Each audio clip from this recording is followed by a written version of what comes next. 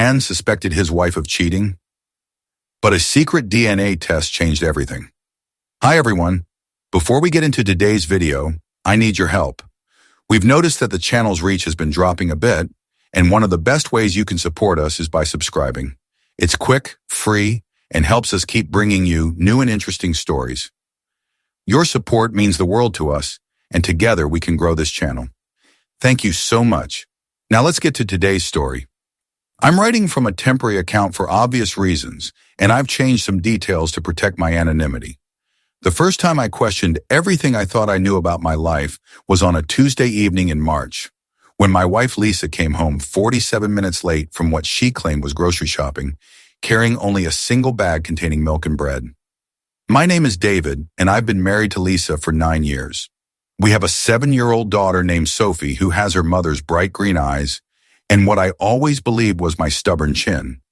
Until that Tuesday, I would have described our marriage as solid, built on trust and shared dreams. We weren't the couple who finished each other's sentences or held hands walking down the street, but we were comfortable, predictable, safe. That comfort began to crack the moment Lisa walked through our front door that evening, her cheeks flushed from more than just the March wind, her eyes avoiding mine as she mumbled something about long lines at the store. But I had driven past Miller's Market on my way home from work. It had been nearly empty. "How was your day?" I asked, the same question I'd asked every evening for 9 years. "Fine," she replied, but her voice carried a strange breathiness, and she turned away too quickly, busying herself with putting away 2 items that should have taken 30 seconds to handle. I told myself it was nothing. People have off days. Traffic happens. Maybe she had stopped somewhere else, run into a friend, lost track of time. But as I watched her move around our familiar kitchen, something felt different, foreign, like I was observing a stranger wearing my wife's clothes. The changes had been gradual, I realized, looking back. Lisa had always been an early riser, but lately she'd been getting up even earlier, disappearing into the shower before I was fully awake. She'd started wearing perfume to run errands, something she'd never done before. Her phone, once carelessly left on counters and coffee tables, now seemed permanently attached to her hand, screened down when she set it aside. These details hadn't registered as suspicious when they happened individually, scattered across weeks and months. But sitting at our kitchen table that Tuesday night, watching her reheat leftover pasta with unusual concentration, they coalesced into a pattern that made my chest tighten with dread. "Sophie's at my mother's tonight," Lisa said suddenly, not looking at me. She wanted to finish that puzzle. I nodded, though something about the statement felt rehearsed. Sophie loved puzzles, and my mother-in-law doted on her, but the timing felt convenient in a way that set my nerves on edge. Over dinner, Lisa was quieter than usual, responding to my attempts at conversation with distracted murmurs. Her wedding ring caught the light as she pushed food around her plate, and I found myself staring at it, wondering when I had last seen her twist it nervously around her finger, the way she used to when we were dating. "Everything okay?" I finally asked. She looked up, and for a moment her green eyes, the same eyes I'd fallen in love with 10 years ago, met mine with an expression I couldn't read. "Of course, why wouldn't it be? You seem distant lately." Lisa's fork paused halfway to her mouth. "I've been tired. Work has been stressful." It was a reasonable explanation. Lisa worked as a marketing coordinator for a mid-sized firm, and she'd mentioned increased pressure from a demanding client. But her job had been stressful before, without her coming home smelling faintly of cologne that wasn't mine, without her phone buzzing with text messages that made her smile in ways I hadn't seen in months. That night, lying in bed beside her, I stared at the ceiling and tried to push away thoughts that felt like betrayal just for existing. Lisa breathed evenly beside me, but even in sleep, she seemed somehow further away than the 18 inches between us. The paranoia, if that's what it was, grew slowly. I began noticing things I'd previously overlooked. How Lisa had started doing laundry more frequently, how she'd rearranged her work schedule to include more evening meetings, how she'd become protective of her laptop in a way she'd never been before. 2 weeks after the grocery store incident, I found myself doing something I'd never imagined, checking the mileage on Lisa's car. She'd claimed to have gone to her sister's house across town, a round trip of about 15 miles. The odometer showed she'd driven 32 miles that day. The discovery hit me like a physical blow. I stood in our garage staring at the dashboard numbers, trying to rationalize the discrepancy. Maybe she'd gotten lost. Maybe she'd made an additional stop she'd forgotten to mention. Maybe the odometer was wrong. But deep down, I knew I was grasping for innocent explanations that felt increasingly flimsy. I started paying closer attention to details I'd previously ignored. Lisa's phone calls that ended abruptly when I entered the room. Her newfound interest in working out, leading to a gym membership she used at odd hours. The way she'd started saying my name differently, as if testing how it sounded in her mouth. The worst part was the acting, because that's what it felt like Lisa was performing the role of my wife rather than actually being her. Her kisses felt rehearsed, her questions about my day seemed scripted, and her laughter had lost its spontaneous quality. 3 weeks into my private hell of suspicion, I overheard a conversation that nearly broke me. Lisa was on the phone in our bedroom, speaking in a low voice I had to strain to hear. "I can't keep doing this," she was saying. "It's eating me alive." My heart stopped. I know, she continued. "But David, God, if he ever found out." I pressed myself against the hallway wall, my hands shaking as I listened to my wife discuss her deception with someone whose identity I couldn't determine. "It would destroy him," she whispered. "And Sophie, I can't do that to Sophie." The mention of our daughter's name in the context of Lisa's secret felt like a knife twisting in my chest. Whatever Lisa was hiding, it was big enough to potentially destroy our family, and she was discussing it with someone who wasn't me. That night I couldn't eat dinner. I sat across from Lisa and Sophie, watching my daughter chatter about her day at school, while my wife smiled and nodded, and I felt like I was observing my family through bulletproof glass. They seemed real but unreachable, like a life I was no longer permitted to fully inhabit. "Daddy, are you okay?" Sophie asked, her small hand reaching across the table to touch mine. "You look sad." I forced a smile that felt like it might crack my face. "Just tired, sweetheart." Lisa's eyes met mine briefly, and I saw something flicker there. Guilt, fear, pity, before she looked away and asked Sophie about her homework. The breaking point came on a Friday afternoon when Lisa's phone, left charging on the kitchen counter, buzzed with a text message. The preview was visible on the lock screen. "Can't wait to see you tonight. Same place?" I stared at the message until the screen went dark, my reflection ghost-like in the black surface. My hands were trembling as I picked up the phone, but I couldn't bring myself to try to unlock it. Some boundaries once crossed could never be uncrossed. Instead, I set the phone back where Lisa had left it and walked upstairs to Sophie's room. My daughter was playing with her dolls, creating elaborate stories about families and adventures. She looked up when I entered, her green eyes so like her mother's bright with innocence. "Want to play, Daddy?" I sat on her small carpet, surrounded by toys and books and all the detritus of a happy childhood, and tried to reconcile the normalcy of this moment with the suspicions that were consuming me. "Sophie," I said carefully, "do you remember being born?" She giggled, a sound like silver bells. "Nobody remembers being born, silly." "Do you remember the hospital where you were born?" "Nope, but Mommy showed me pictures. I was really tiny and red and wrinkly. I had seen those pictures 1,000 times. Lisa holding our newborn daughter, both of them exhausted but radiant. Me standing beside the hospital bed, looking dazed with joy and responsibility.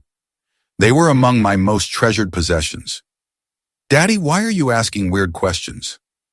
"Just curious, baby girl." But I wasn't just curious. An idea had been growing in the back of my mind, dark and terrible and impossible to ignore. If Lisa was having an affair, if our marriage was a lie, then what else might be false? What other foundations of my life might be built on deception? That weekend, while Lisa took Sophie shopping for new school clothes, I found myself Googling paternity testing with hands that shook so badly I could barely type. The websites were clinical and discreet, promising accurate results and complete confidentiality. Some offered at-home kits that could be ordered online and mailed to a laboratory for analysis. The thought that I might not be Sophie's biological father was so painful I could barely breathe when it crossed my mind. But it would explain so much: Lisa's guilt, her secretive behavior, her obvious distress about keeping something from me.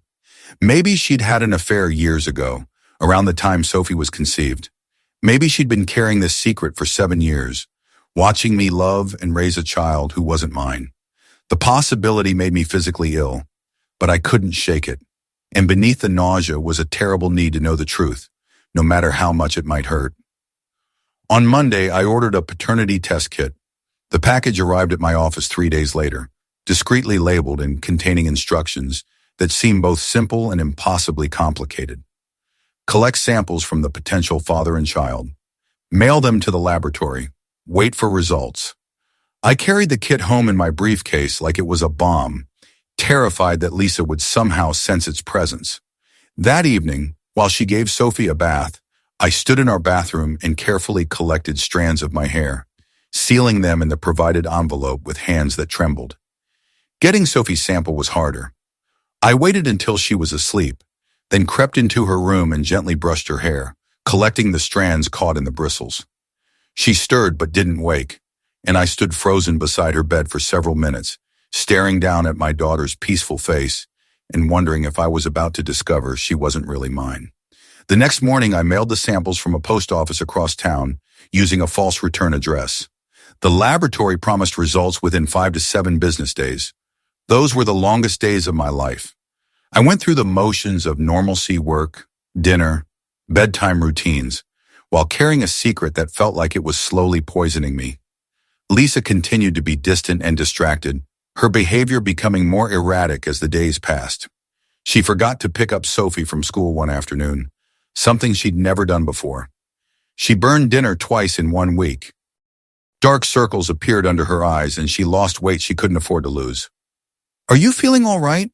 I asked one evening, genuinely concerned despite my suspicions.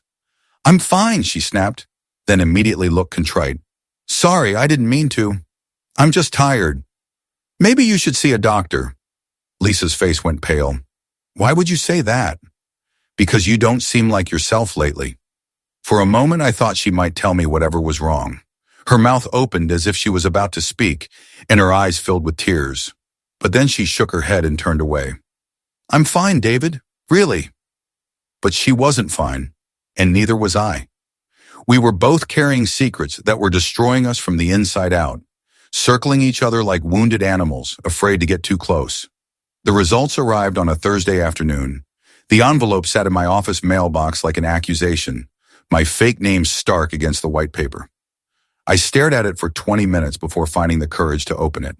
Inside were 2 pages of technical explanations and genetic markers, but the conclusion was simple and devastating.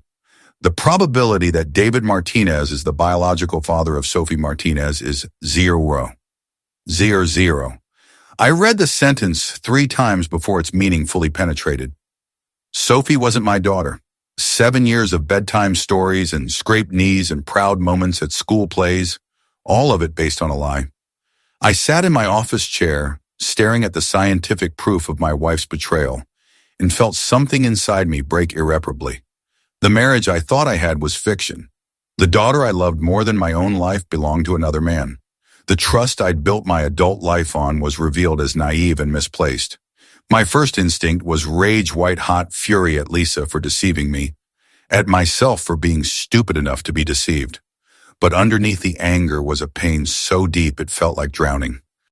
I thought about Sophie's first steps, her first words, the way she threw her arms around my neck when I came home from work.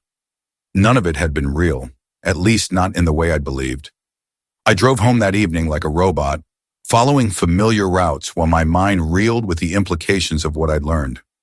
I had to confront Lisa, demand answers, figure out what came next. But first, I had to see Sophie, had to look at the child I'd raised and try to reconcile my love for her with the knowledge that she wasn't mine. Sophie was in the living room when I arrived, curled up on the couch watching cartoons. She looked up when I walked in, her face lighting up with the pure joy that always greeted my homecoming. "Daddy, look what I drew at school." She held up a crayon picture of our family stick figures holding hands under a rainbow. "I love my family," written in crooked letters across the top. The simple drawing hit me like a physical blow. Whatever genetic reality the lab results had revealed, This child loved me as her father. I was the only dad she'd ever known. The man who taught her to ride a bike, who checked for monsters under her bed, who kissed her scraped knees and helped with homework. "It's beautiful, sweetheart," I managed, taking the picture with hands that shook. "Where's Mommy?" Sophie asked. "Upstairs, I think." I found Lisa in our bedroom, sitting on the edge of the bed with her head in her hands. She looked up when I entered, and I saw immediately that she'd been crying. "Lisa," I said, and my voice sounded strange even to me. "We need to talk." Her face went white. "David, I know," I said simply. The words hung between us like a confession, and Lisa's composure crumbled completely. She started crying in earnest, great heaving sobs that shook her entire body. "How long have you known?" she whispered. "I got the test results today." "Test results?" Lisa looked up, confused through her tears. "What test results?" "The paternity test. I know Sophie isn't mine." Lisa stared at me as if I'd spoken in a foreign language. "Paternity test? David, what are you talking about? I had Sophie and me tested. The results came back today. 0% probability that I'm her biological father." Lisa's crying stopped abruptly. She wiped her eyes with the back of her hand and looked at me with an expression I couldn't interpret. "You think I cheated on you," she said slowly. "You think Sophie isn't your daughter because I had an affair. The test doesn't lie, Lisa." "No," she said, standing up from the bed. "No, David, you don't understand. I never cheated on you. Not ever." "Then explain the test results." Lisa was quiet for a long moment, staring at me with those green eyes that had haunted my dreams for weeks. When she finally spoke, her voice was barely a whisper. "Sophie isn't your biological daughter, but not for the reason you think." My heart hammered against my ribs. "What do you mean?" "She's not your biological daughter because—" Lisa took a shuddering breath. "Because she's not my biological daughter either." The world seemed to tilt sideways. "What? There was a mix-up at the hospital? We took the wrong baby home." The words hit me like a physical blow. I sat down heavily on the bed, trying to process what Lisa had just told me. "What are you saying?" "I'm saying that somewhere out there, another family is raising our biological child, and we're raising theirs." The room spun around me. "That's impossible." "I've known for 3 months," Lisa continued, her voice growing stronger as she finally unburdened herself of the secret that had been destroying her. "I hired a private investigator to look into our family history for Sophie's school genealogy project. He found discrepancies in the hospital records, inconsistencies in the paperwork from the day she was born." I stared at my wife, trying to make sense of what she was telling me. "You've known for 3 months and didn't tell me?" "I didn't know how. I didn't know what it would do to us, to Sophie. I've been trying to figure out what to do, how to handle it. The phone calls, the secretive behavior. I've been talking to lawyers, David, and to the investigator, trying to understand our options, our legal standing." Lisa sat down beside me, her hands twisting in her lap. "I found them. The other family." "You found them?" "The Hendersons. They live about 40 miles from here. They have our biological daughter. Her name is Emma." Emma. Somewhere in the world was a 7-year-old girl named Emma, who was genetically mine and Lisa's, who carried our DNA but had never known our love. And here in our home was Sophie, who belonged to strangers, but who I loved with every fiber of my being. "My God," I whispered. "What do we do?" "I don't know," Lisa said, and she started crying again. "I've been going crazy trying to figure it out. Do we contact them?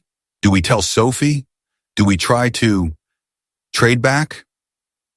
The phrase trade back hit me like ice water. Trade back Sophie, who called me daddy and drew pictures of our family? Give up the child who was my daughter in every way that mattered, except biology? "I can't give up Sophie," I said. "I know, neither can I. But what about Emma? What about our biological daughter? Don't we have a responsibility to her too?" I thought about the Hendersons, whoever they were, raising a child who was genetically mine. Were they good parents? Did Emma look like me? Did she have Lisa's laugh? Did she wonder why she didn't quite fit with the people she called mom and dad? "Have you seen her?" Emma? Lisa nodded, fresh tears streaming down her face. I drove past their house, saw her playing in the yard. She pulled out her phone and showed me a photo taken from a distance. A little girl with dark hair and what looked like my nose. She looks like you did in your childhood pictures. Staring at the photo of the daughter I'd never known, I felt a strange mixture of grief and wonder. This child shared my DNA, carried my genes, but she was a complete stranger to me. Meanwhile, Sophie, who shared none of my genetic material, was the light of my life. What do the Hendersons know? I asked. Nothing yet. I wanted to talk to you first, but I've been so scared of how you'd react. I thought you might blame me, might think it was somehow my fault. Lisa, this isn't anyone's fault. It's a hospital error. But I should have told you as soon as I found out. Instead, I've been sneaking around, acting suspicious, probably making you think terrible things about me. I thought about the paternity test, about my weeks of suspecting her of infidelity, about how wrong I'd been about everything. I thought you were having an affair, I admitted. Your behavior, the secrecy, the phone calls. I convinced myself you were cheating. Lisa stared at me. Is that really what you thought of me? The hurt in her voice was devastating. I didn't want to think it, but the signs seemed so clear. What signs? What did I do that made you think I could betray you like that? I told her about the grocery store incident, the mileage discrepancies, the overheard phone conversations, the text message about meeting someone. As I spoke, I watched Lisa's expression change from hurt to understanding to something like relief. The text message was from my lawyer, she said. We were meeting to discuss the legal implications of the hospital mix-up. The phone calls were to the private investigator and to genetic counselors and family therapists. I've been trying to figure out how to handle this situation without destroying our family.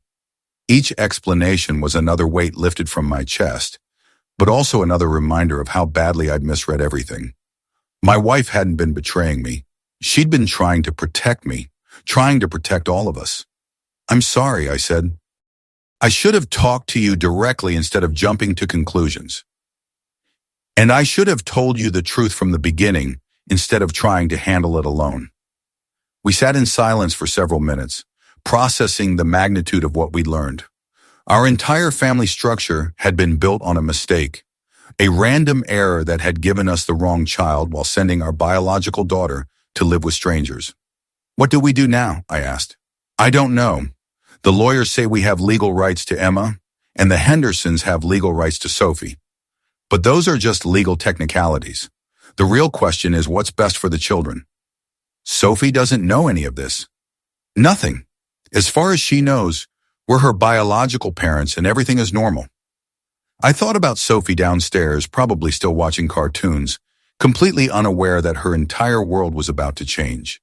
How do you tell a 7-year-old that there's been a cosmic mistake, that the family she's known and loved her entire life isn't actually hers? We have to tell her something, I said. She's noticed that you've been upset. I know, but how do you explain something like this to a child? Before I could answer, we heard Sophie's voice from downstairs. Mommy, Daddy, come see this. Lisa and I looked at each other, both of us thinking the same thing. However we handled this situation, whatever decisions we made about contacting the Hendersons or revealing the truth, we had to protect Sophie. She was our daughter in every way that mattered, and nothing, not genetics, not hospital errors, not legal complications, could change that. We went downstairs together to find Sophie had built an elaborate fort out of couch cushions and blankets. She was beaming with pride, eager to show off her architectural achievement. Look, it's a castle for princesses, she announced. Want to come inside? Lisa and I crawled into the makeshift fort with our daughter, because that's what she was, regardless of DNA. And for a few minutes, we pretended that everything was still simple. But even as we played and laughed with Sophie, I could see the weight of our secret in Lisa's eyes, and I knew we were only postponing an inevitable reckoning. That night, after Sophie was asleep, Lisa and I stayed up until dawn discussing our options. We could contact the Hendersons and try to arrange some kind of meeting or relationship. We could pursue legal action to try to gain custody of Emma. We could do nothing and continue raising Sophie as our own while leaving Emma with the only family she'd ever known. Each option carried enormous risks and potential heartbreak. But as we talked through the night, one thing became increasingly clear. Whatever we decided to do, we would do it together. The suspicion and secrecy that had nearly destroyed our marriage was over. We were a team again, united in our love for Sophie and in our determination to handle this impossible situation with as much wisdom and compassion as we could muster. 3 weeks later, we sat in a family therapist's office with Sophie between us, trying to find age-appropriate words to explain that families are made in many different ways and that sometimes the universe makes mistakes that take years to discover. "So Emma is like my sister?" Sophie asked, her 7-year-old brain working hard to process the concept. "Sort of," Lisa said carefully. "She's your biological sister, but she has her own family who loves her very much." "Can I meet her?" Lisa and I exchanged glances. We'd been in contact with the Hendersons for 2 weeks now, navigating the most delicate and surreal negotiations of our lives. They were good people facing the same impossible choices we were, loving a child who wasn't genetically theirs while wondering about the daughter they'd never known. "Maybe," I said. "We're all still figuring out what's best for everyone." Sophie nodded solemnly, then asked the question that had been keeping Lisa and me awake at night. "Am I still your little girl?" "Forever and always," I said, pulling her close. "You're my daughter, Sophie. Nothing will ever change that." And in that moment, I realized that the paternity test had revealed something important after all. Not that Sophie wasn't my daughter, but that being a father had nothing to do with genetic material and everything to do with love, commitment, and the daily choice to show up for your child, no matter what. The DNA had been wrong about what mattered most. Sophie was mine, and I was hers, and no laboratory result could change that fundamental truth.